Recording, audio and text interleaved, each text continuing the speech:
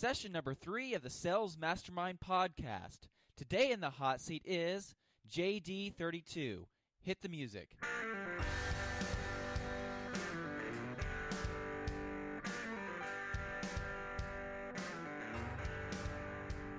Hello and welcome to the Sales Mastermind podcast. Get ready to harness the power of the Mastermind community and take your sales to the next level. I'm your host, Jonathan Stewart. Today's question comes from @JD32 on Instagram. He asked, how do you get someone to like you and your product quickly even though they want to shop other products? And also, how do you get them to want your product over others and buy your product that day if the price is right? These are questions that I'm very excited to answer, and I think we have some really good answers for you. But I'll start with the first one of how do you get people to like you in a sales situation. So what we're really talking about here is how to gain trust quickly. Trust is very important with sales. If anyone's going to actually part with their money to get a product, they have to trust that what they are paying for is actually going to be what it's promised to be. And so trust is going to be huge, and you tend to trust people that you like. And so we're kind of talking about two in the same here, how to get people to like you, how to get people to trust you. So the first thing that we want to look at is we want to make sure, like we've given tips previously, that we are kind, that we smile, and that we have good energy. You want to make sure that you are in a positive mindset, that you're actually out to help people. You're not trying to take advantage of people, but you're being kind, you're smiling. You're really using the golden rule, do unto others as you would have them do unto you. The second thing, of another way to get people to like you and to trust you, is just to be straight up honest. It's gotten to a point now where our customers are many times more educated on a product or a specific niche than we as salespeople are. And so they know if we're giving them bad information or if we're pulling bad information just out of nowhere or making stuff up. People know when we're not being honest because they've many times researched it. But either way, you need to be honest. People know when you're not telling it to them straight, and you will quickly lose not only the credibility of that sale, but you will lose credibility in the future just with your career. So make sure that you're honest with people. That'll go a long way. Another thing, and you have to be confident anytime that you're selling a product, anytime that you're telling people how your product will help them or you're discovering what they need. You need to be confident in your answers. People trust confident people, and they don't trust people that have lack of confidence. So you need to make sure that people are going to like you, that you're confident in what you're talking about. The next thing is people like to talk about their desires, their wants, and what they like and need. And so ask them questions to get them to tell that to you. It'll make them feel more important. And when you make people feel more important, when you make people feel valued, they tend to like you more. And on the bonus, you'll be able to know what their actual needs are and be able to offer them the right products. So make sure you ask those great questions. And then this really goes hand in hand with that. But if you're going to ask great questions, make sure you pay attention when people are answering those questions. Pay attention when people talk. You know, many times as salespeople, we can get into our sales presentation. Maybe it's something we almost have memorized. It's something we've presented maybe 100,000 times. And we can begin to let our minds wander into what we're going to say next. What's the next step? What's the next thing I'm going to say? But by simply being quiet, by simply actively listening, we will learn what they really need. And so we need to make sure that we listen and pay attention when people talk. And then the last one, just for this quick section, is put yourself in your customer's shoes. Ask yourself the question, what makes me like people that I'm hanging around? What kind of people do I trust? And so keep those things in mind. That's how you get people to trust you and to like you quickly. This is not manipulation. This is just standard relationship stuff. You need to make sure that you're giving off those good vibes. Make sure you're being kind, you're smiling. Make sure you're honest. Make sure you're confident. Make sure you ask good questions. Make sure you pay attention when people talk, and put yourself in your customer's shoes. The second part of this question was, how do you get people to buy from you when they really want to shop the competition? It was really the gist of that question. And this is a question that every salesperson needs to answer. How do you get them to buy your product when there are other products out there that seem just as good? How do you get them to choose you? And I think the first thing comes down to, and this is a little bit of overlap from the last one, but you have to ask the right questions. So the very beginning of any sales presentation should be not you talking about the product, but you discovering what the customer desires.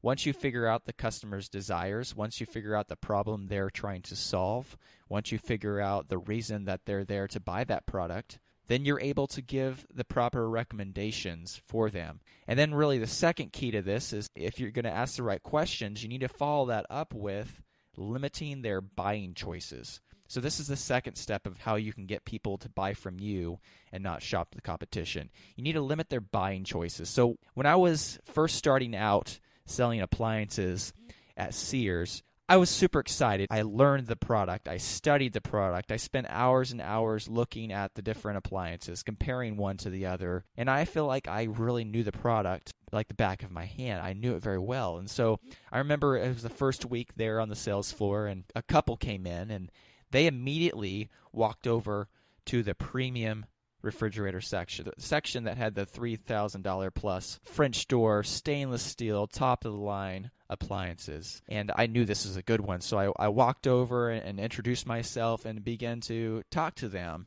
And like any inexperienced salesperson, I quickly started showing them everything that I knew. I spent a lot of time showing them every exciting thing, and I probably showed them 7 to 10 different refrigerators, something ridiculous.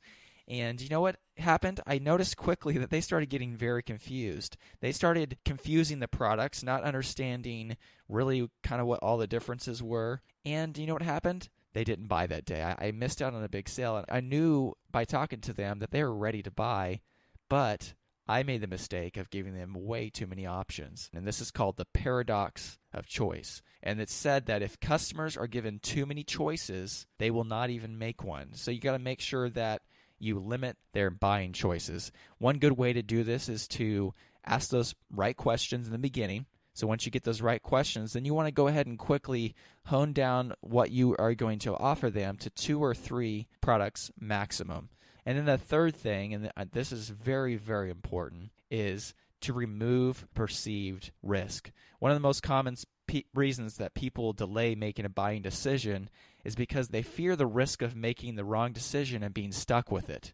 So it's one of those things that you're going to deal with. It's the way people are made up. We always fear making wrong decisions, and especially when there's a lot of money involved, we fear being stuck with that product. So there's several ways to combat this. The first one, and this is a little bit of an overlap once again, but make sure that when you're offering a product to a customer, you got to make sure that you're confident in it. Once again, people trust confident people.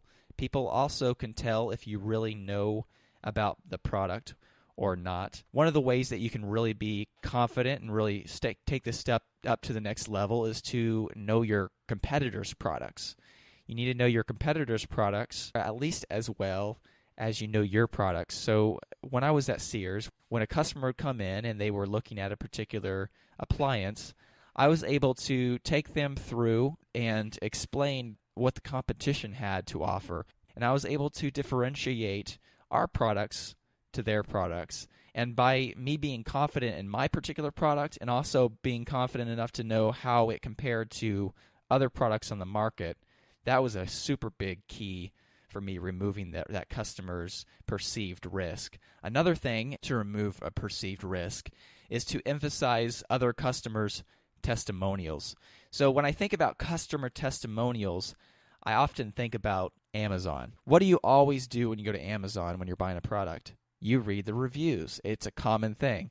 You know, I personally am very reluctant to buy a product online if I don't see any reviews. If I don't see that anyone's purchased it, if it doesn't look like anyone's liked it, you know what happens? I'm very reluctant to buy that product. And why is that? Because we trust third-party testimonials. And so what you want to do as a salesperson is you want to begin to collect customer testimonials on your product and on your service, because those customer testimonials will speak much louder and have much more credibility than you do. This is what somebody once said, and I thought this was a great quote. It's bragging when you say it about yourself, but it's proof when someone else says it about you. And that's super important to remember. When you say things about yourself, people will take that with a grain of salt. They may trust you a little bit, and if you've built that rapport, they're going to take you at your word a little bit. But at the end of the day, they really want to hear from what somebody else has to say. And so make sure that you, number one, get customer testimonials, but secondly, that you are emphasizing those to your customers. Make sure they know what's going on. You might take maybe the list of your top 10 customers and ask them to write you a testimonial or a review, and then use those testimonials every time you're out and you see a buyer hesitation. The third tactic, so not only be confident, not only have customer testimonials and emphasize those, but you need to make sure that you also have customer referrals. So customer referrals are very cool because if you've taken good care of a customer and you've done a really good job serving their needs and you ask them to refer you to someone else, that person that comes to you that's been referred to by them will naturally have a trust that you're going to be able to serve them. They're coming in and they're already expecting that you're going to have their best interests in mind. And so this is one of the quickest and easiest ways to make sure that customers don't feel that risk and they buy products from you and not shopping the competition because they can trust you. These are two of the things that probably are the most neglected aspects of businesses and sales, is that we're not asking for referrals. We're not asking for testimonials. You know what happens?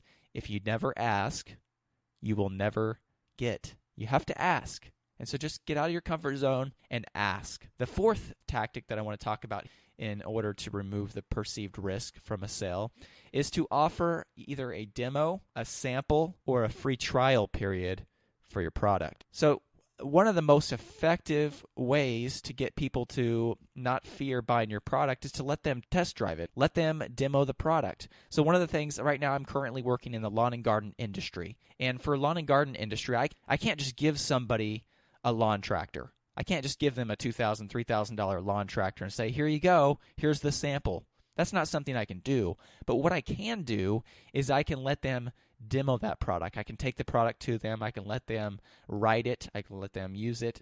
And I can let their customers use it. I might even leave that product with them for a week and let them just firsthand use it without me there. That's something I can do. And then once they're comfortable with that product, then they don't feel like there's a risk involved. So offer that demo. If it's a smaller product and you can break it up into sections and pieces, then a sample. Leave them a sample, something they can keep, something they can consume, something they can use, and that sample will also help.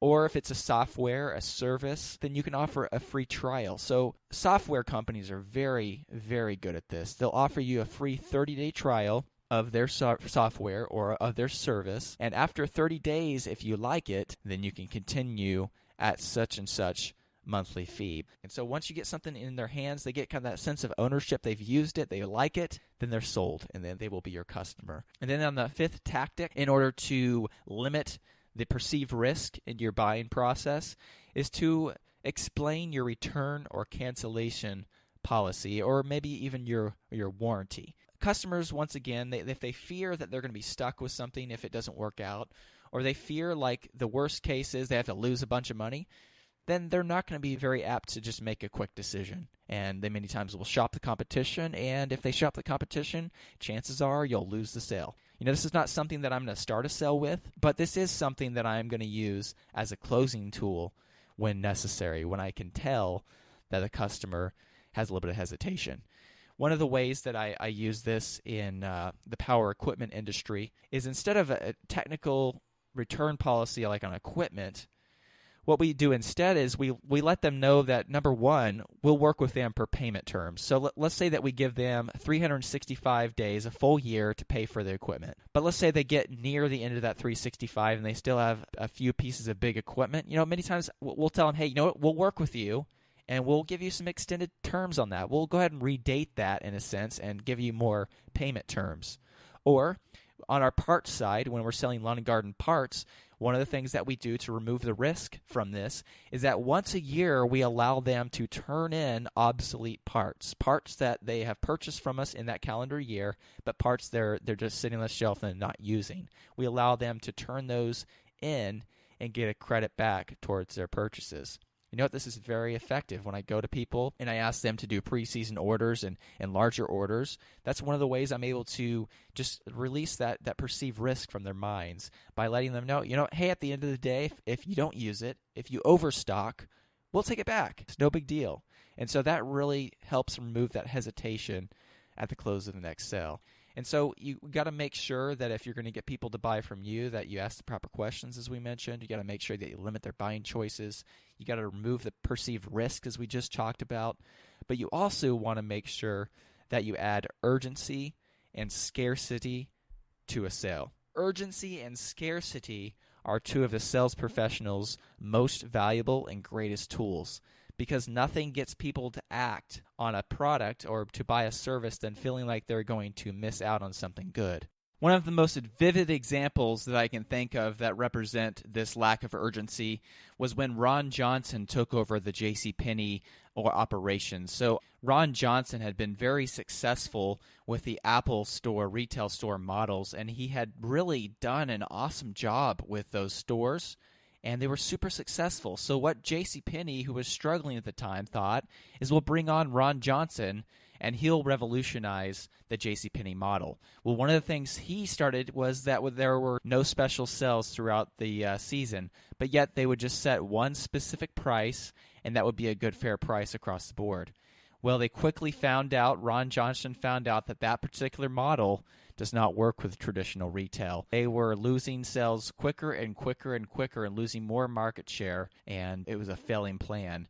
The reason it was failing is because there was no urgency to purchase, and so people would put off their purchases. Just showing you once again that if you don't have that urgency to make a purchase, even with a great big company like JCPenney, they saw a huge drop in sales when they got rid of that. So that's important.